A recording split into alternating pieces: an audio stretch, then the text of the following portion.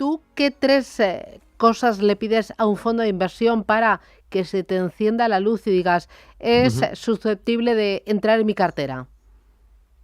Bueno, le pedimos un poco más, son varios criterios que tenemos en cuenta y luego a partir de ahí pasamos a una selección un poquito más detallada, ¿no? Lo primero que tenemos en cuenta es que tenga un mínimo de historia de 10 años, porque si tenemos un mínimo de historia de 10 años podemos analizar un track record amplio, ¿no?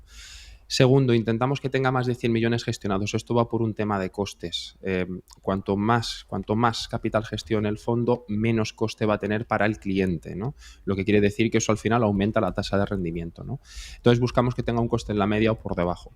Luego intentamos que la media de rentabilidad media a 10 años esté por encima de la media o como mínimo en la media.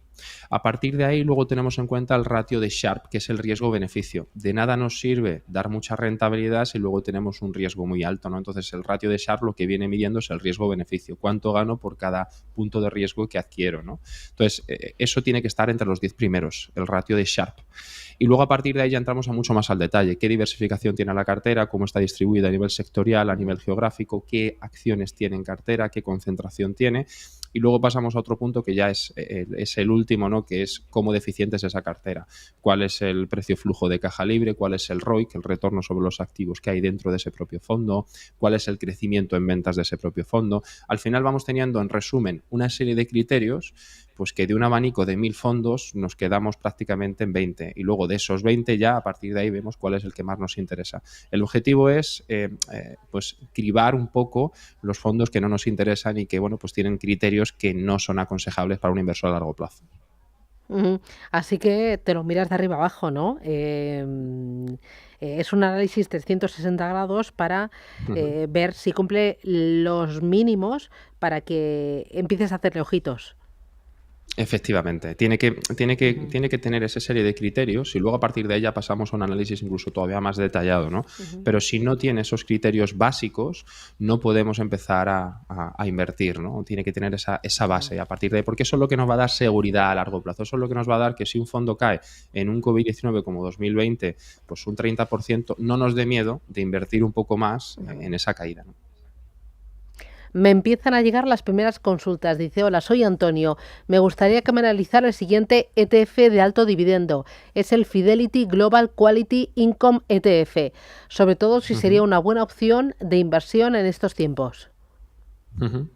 Bueno, la inversión en dividendo es interesante porque hay ciertas carteras de fondos de inversión que actualmente pues están caras y la inversión en dividendo suelen ser empresas a muy largo plazo con un negocio muy establecido que no tienen problemas con los tipos de interés porque tienen una deuda muy controlada y que además retribuyen al accionista a través de dividendo. ¿Vale? Entonces, el tema del fondo, del Fidelity, es que se podría mejorar la tasa de rentabilidad. Es un buen fondo, pero se podría mejorar la tasa de rentabilidad. Yo le propondría al cliente compensar bueno, pues añadir a la cartera otro fondo que es el JP Morgan US Global Dividend. Este es un fondo que ha dado más rentabilidad que el Fidelity, tiene más historia que el Fidelity, dentro de cartera tiene un precio más barato, por decirlo de alguna manera. Pues mira, para que te hagas una idea, simplemente en el fondo de Fidelity estamos hablando de que gestionan 250 millones y en el JP Morgan gestionan 4.200. Esto es gracias al track record que tiene durante los últimos años.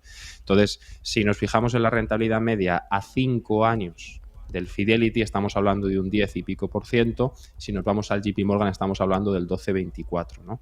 A largo plazo hemos visto como el fondo de JP Morgan, el Global Dividend, con una filosofía de inversión muy similar al Fidelity, consigue generar más rentabilidad, ¿no? Entonces, es un fondo que, bueno, tiene en cartera algo diferente, sobre todo en la parte de tecnología, de salud, y creo que es Ujú. un fondo que puede complementar muy bien el Fidelity. No obstante, el Fidelity es una buena gestora y es un buen fondo de inversión que lo ha hecho bien en estos últimos años.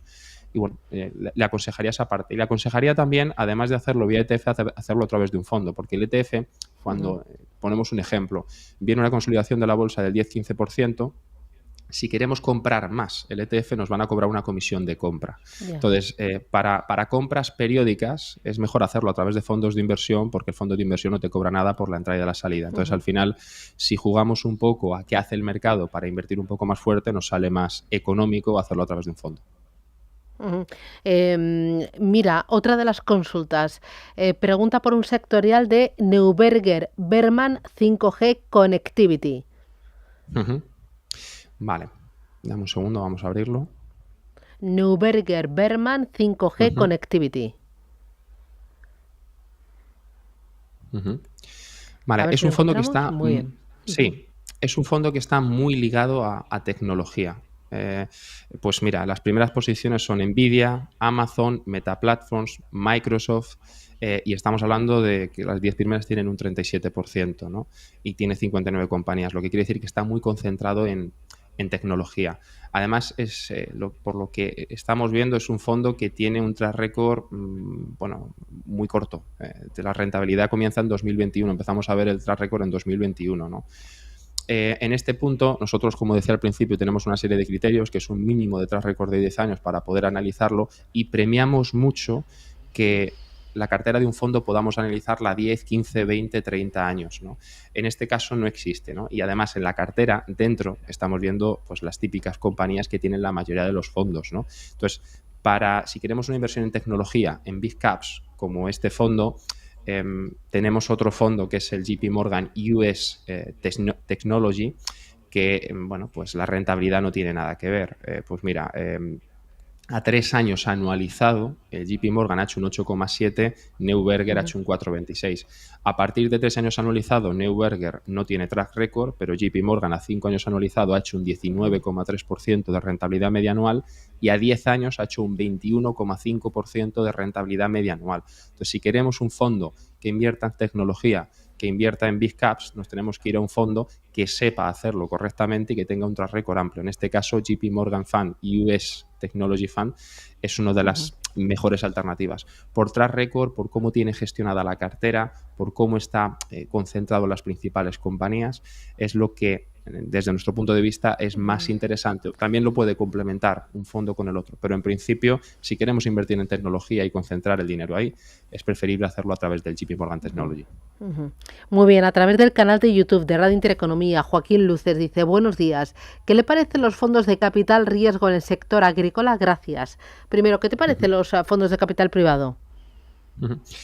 Los fondos de capital privado son interesantes, pero no son para todo el mundo. Te dejan invertir, digamos, tienes que tener un patrimonio mínimo de 1 millón de euros. Puedes invertir, si tienes ese 1 millón de euros, el 10% de ese capital, que son 100.000 euros. Hay otros casos que te piden un poquito menos de patrimonio, pero son fondos que durante los primeros 4 años te van a estar solicitando dinero, vas a firmar un compromiso de inversión, y la rentabilidad no va a llegar hasta el año 5. Además, son fondos que son ilíquidos. Entonces, es una tipología de inversión, nosotros lo tenemos, pero para clientes que con Belaria tienen más de 1 millón de euros y son operaciones concretas.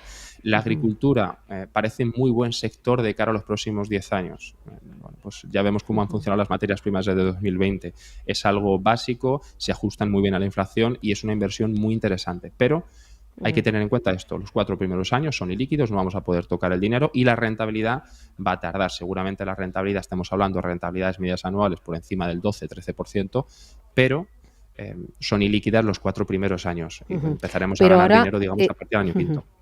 Javier, este tipo de fondos de inversión, por la regulación, sí que son accesibles a importes inferiores a los 50.000 euros. Sí que estamos viendo que muchas entidades están diseñando vehículos que invierten en capital privado y para Ujú, inversor minorista, con el objetivo de democratizar este tipo de activo y de ujú, aportar diversificación y descorrelación, que ahí ujú, no hace falta tener un gran capital, con menos se ujú. puede. Ujú. Sí, luego en la práctica es más complejo. No todas las Ujú. entidades abren fondos. Por ejemplo, nosotros en Ya. Belaria tenemos 17 fondos de capital riesgo y solo con uno podemos entrar, bueno, pues permitimos entradas de 20.000 euros. En el resto es que no se puede. Luego Ujú. ya eso es Ya. también decisión de la gestora si deja entrar a clientes más pequeños. Luego hay una tramitación, una documentación que no sale a cuenta en muchos casos cuando son este tipo de productos, que hay que hacer un test de idoneidad, un test de conveniencia, es más complicado. Pero sí, estamos yendo ya por ese camino, pero al margen de eso luego también tenemos que tener en cuenta que son ilíquidos, y también eso hay que tenerlo en cuenta a la hora de invertir en un fondo. Cuando Ya. invertimos en, Ujú. en un Fidelity, como los que acabamos de comentar ahora, podemos entrar, salir cuando queramos, vemos cómo está compuesta la cartera prácticamente a diario a través de Morningstar, y estos otros fondos pues son un poquito más, digamos, digamos, Ya. cerrados, por decirlo de alguna manera. Ujú. Mira, otra de las preguntas, dice, ¿me puede dar su opinión sobre el BNP Paribas Easy Low Carbon 300? Ujú. Sí, vamos a verlo. Vamos a ver, BNP Paribas y Low Carbon 300 Wall. Ujú, ujú. Pues este fondo es muy interesante. Este fondo sí es Sí. interesante. ¿Y cuento por qué? A nivel sectorial está muy bien diversificado, no se ha casado con ningún sector. Lo máximo que tienes en tecnología un 24%. Tener en tecnología un 24% en un global no es nada alto, al revés, está incluso por debajo de la media.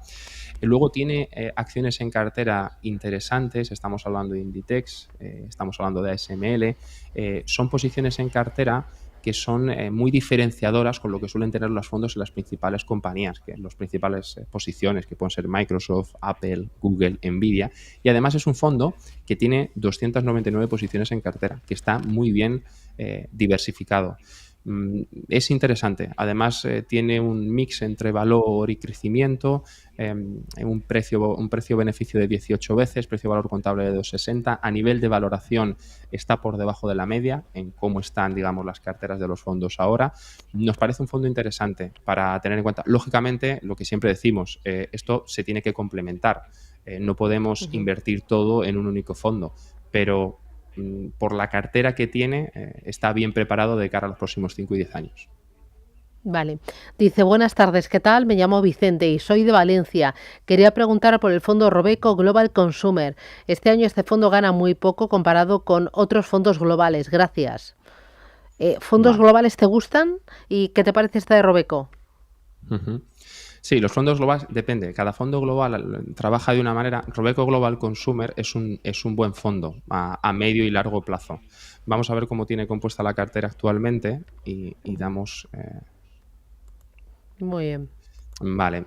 A ver, Robeco Global Consumer es un fondo que ahora está empezando a estar muy concentrado. De hecho, solo tiene 48 posiciones en cartera. Las principales posiciones son Nvidia, Amazon, Visa, Microsoft, Novo Nordisk, L'Oréal, Airbnb, Louis Vuitton, Alphabet. Entonces, son compañías que, si nos fijamos, están muy ligadas a las big caps. No obstante, es un fondo que ha funcionado muy bien durante los últimos años. De hecho, Robeco Global Consumer es un fondo relativamente famoso, ¿no? Actualmente, pues tiene un precio-beneficio un tanto alto, de 30 veces, un precio-venta de 4,80, un precio-valor contable de 7,40. A nivel de global, yo le diría que mire el fondo de Fidelity Active Strategy Fast Global, ¿vale? Este tiene una rentabilidad de 10 años del 14%, en 2022 cerró con un más 22, invierte en grandes, medianas y pequeñas compañías, pero no tiene mucha posición en las grandes. De hecho, no vas a ver posiciones como Amazon, como Google, como Apple, como Microsoft.